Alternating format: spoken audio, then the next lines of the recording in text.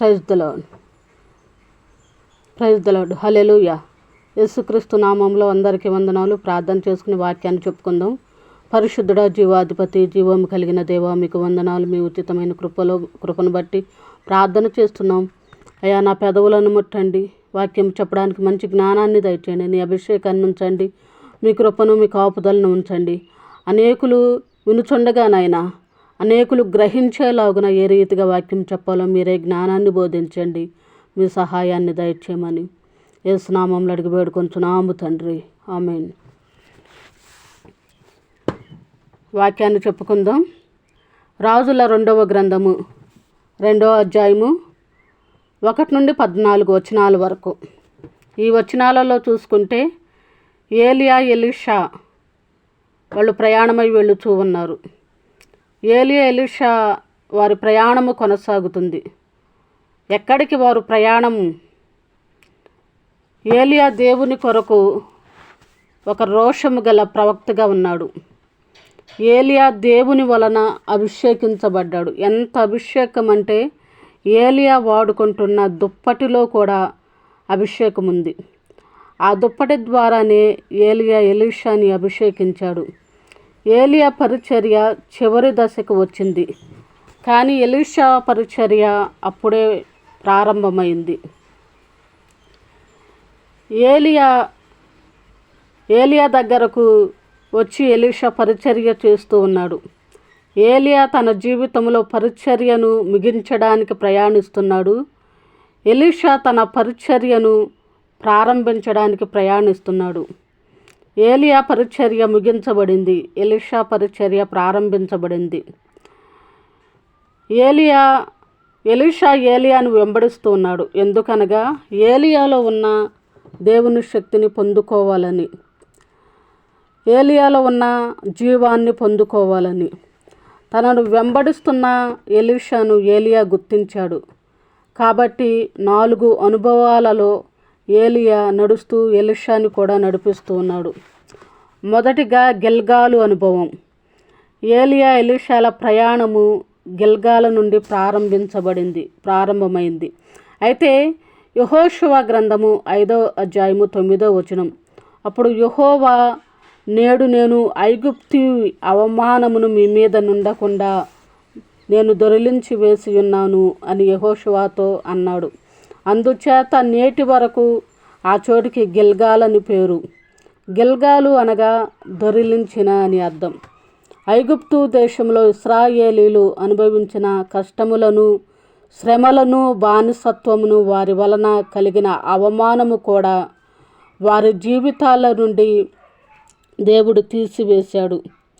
అలాగే ఈ లోకంలో దేవుని బిడ్డలకు ఎదురవుతూ ఉన్న ప్రతి అవమానమును, బానిసత్వమును దేవుడు తీసివేయడానికి సిద్ధముగా ఉన్నాడు.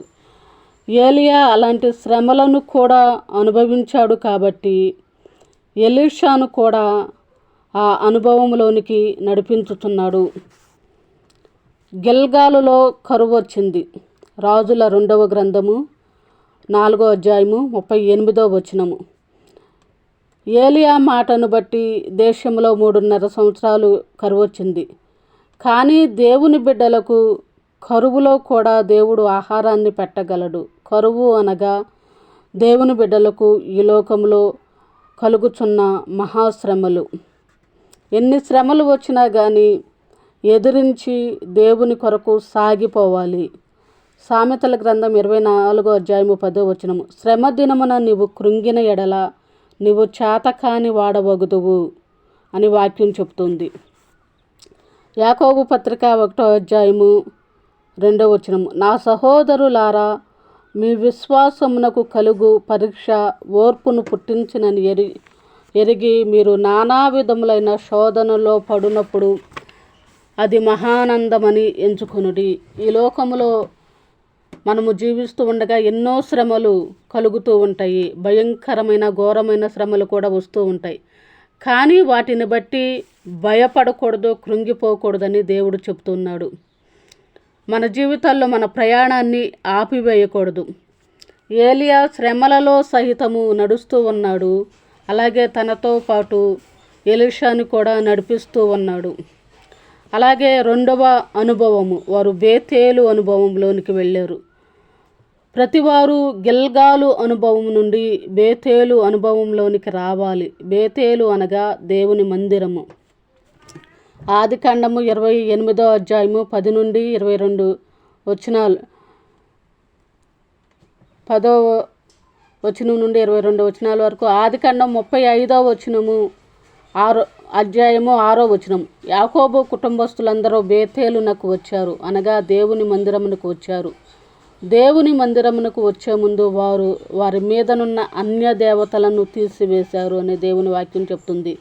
అలాగే దేవుని మందిరమునకు రావాలనుకున్న వారు దేవునికి వ్యతిరేకమైన ప్రతి వాటిని కూడా తీసివేయాలి. అలాగే వారికి వారు శుద్ధి నొందిన వారుగా ఉండాలి. అలాగే ఎలీషా కూడా ఏలియా దగ్గరకు వచ్చేటప్పుడు తనకున్నవన్నీ విడిచిపెట్టాడు.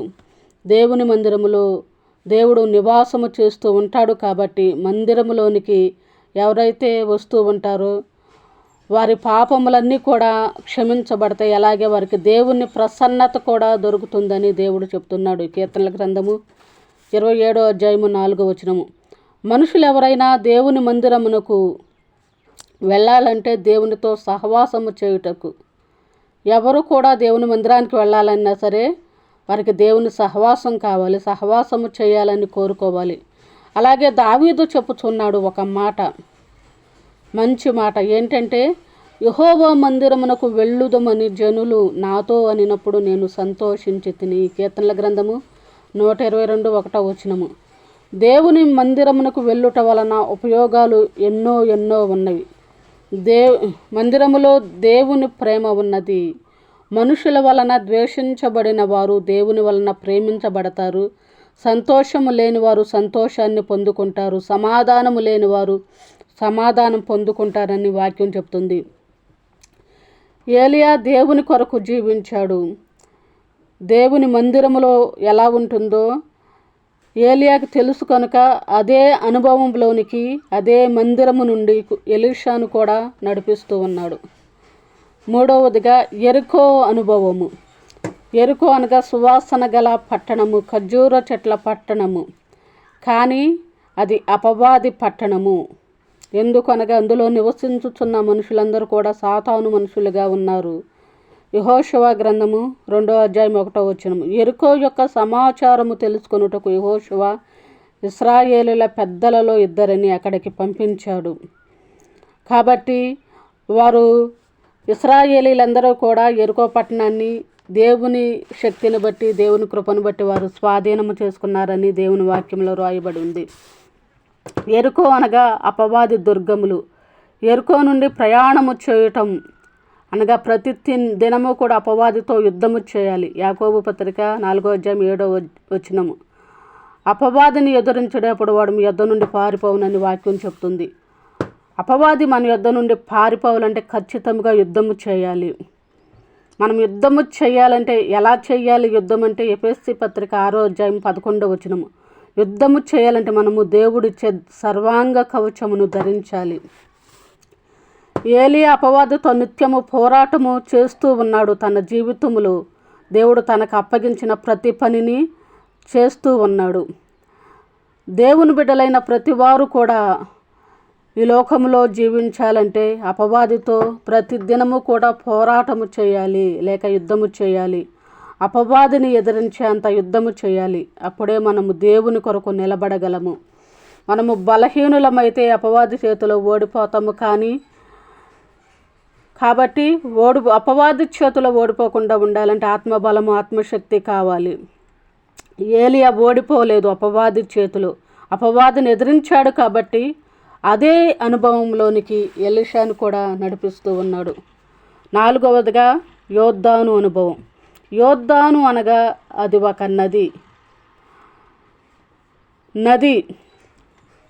నదిలో దిగటం అనగా బాప్తిస్మము తీసుకోవడం. యోర్దాను నదిలో జరిగిన మొదటి కార్యం ఏంటంటే యెహోషువ 3వ అధ్యాయము 12 నుండి 17 వచనాల వరకు. యెహోషువ ఇశ్రాయేలీలను యోర్దాను నదిలో నడిపించాడు. మందసము యాజకులు కాళ్ళు నీటి అంచున మందసమును మోయుచున్న యాజకుల కాళ్ళు నీళ్ల అంచున మునగగానే యోర్దాను నదిలో నీరు ఆగిపోయింది. వారు పొడి నేల మీద నడిచారని దేవుని వాక్యం చెప్తుంది. అనగా యెహోషువ ద్వారా వారు బాప్తిస్మం అనుభవంలోనికి నడిపించబడ్డారు. కొరింథీ మొదటి పత్రిక 10వ అధ్యాయం 1-2 వచనాలు. సహోదరులారా, ఈ సంగతి మీకు తెలియకుండుట నాకు ఇష్టం లేదు. అదేమనగా మన పితరులందరూ మేఘము క్రింద నుండిరి, వారందరూ సముద్రములో నడిచిపోయిరి. వారందరూ మోషేను బట్టి మేఘములోను సముద్రములోను బాప్తిస్మం పొందిరి. అదే అనుభవంలో ఏలియా నడిచాడు, ఎలీషాను కూడా నడిపించాడు. రాజుల 2వ గ్రంథము 2వ అధ్యాయం 7-8 వచనాలు. యోర్దాను నదిలో ఏలియా తన దుప్పటిని మడత పెట్టి కొట్టగా అది విడిపోయింది. వారిద్దరూ అందులో నడిచి వెళ్ళారు. అదే యోర్దాను నదిలో యోహాను అనేక మందికి బాప్తిస్మం ఇచ్చాడు. యేసుక్రీస్తు కూడా అక్కడ బాప్తిస్మం తీసుకున్నాడు.